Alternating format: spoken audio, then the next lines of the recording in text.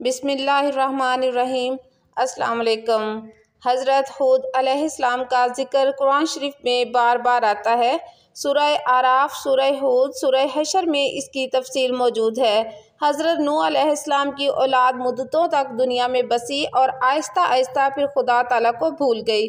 शैतान ने इनको बहका कर बुतों की पूजा पर लगा दिया। खुदावंद ताला जो अपने बंदों पर बड़ा रहम करने वाला है, इसने फिर हज़रत हूद अलैहिस्सलाम को अपना पैगंबर बनाकर इन लोगों के पास भेजा और उन्होंने अपनी कौम से जो आद कहलाती थी कहा कि तुम खुदा ही की इबादत करो, इसके सिवा तुम्हारा कोई माबूद नहीं है।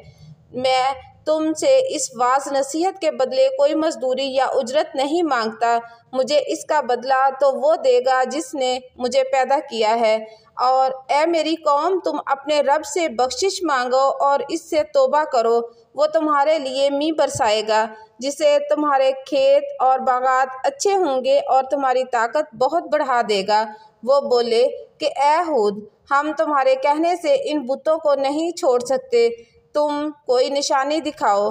हम तो ये समझते हैं कि हमारे बुतों में से किसी ने तुम पर आसेब कर दिया है और तुम दीवाने हो गए। हज़रत हूद अलैहिस्सलाम ने कहा कि तुम सब मिलकर मेरे लिए जो तदबीर करनी चाहो कर लो और मुझे मोहलत भी ना दो। मैं खुदा पर भरोसा रखता हूँ जो तुम्हारा और मेरा परवरदिगार है। मेरे हाथ अल्लाह ताला ने तुम्हें जो पैगाम भेजा था वो मैंने तुम्हें दे दिया है। अगर तुम मेरा कहना ना मानोगे तो अल्लाह ताला तुम्हारी जगह और लोगों को बसा देगा और तुम खुदावंद ताला का कुछ नुकसान नहीं कर सकते।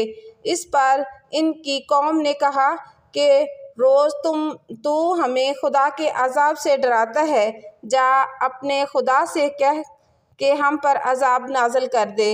इसमें हरगिज़ देर ना करे। हज़रत हूद अलैहिस्सलाम पर जो ईमान लाए थे वो गरीब और कमज़ोर थे और जो काफिर थे वो मालदार और सरदार थे।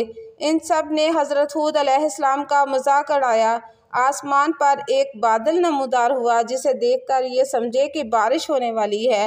हज़रत हूद अलैहिस्सलाम को अल्लाह ताला ने बता दिया था कि ये अजाब है। चनाचे वो ईमानदार लोगों को लेकर बस्ती से बाहर चले गए।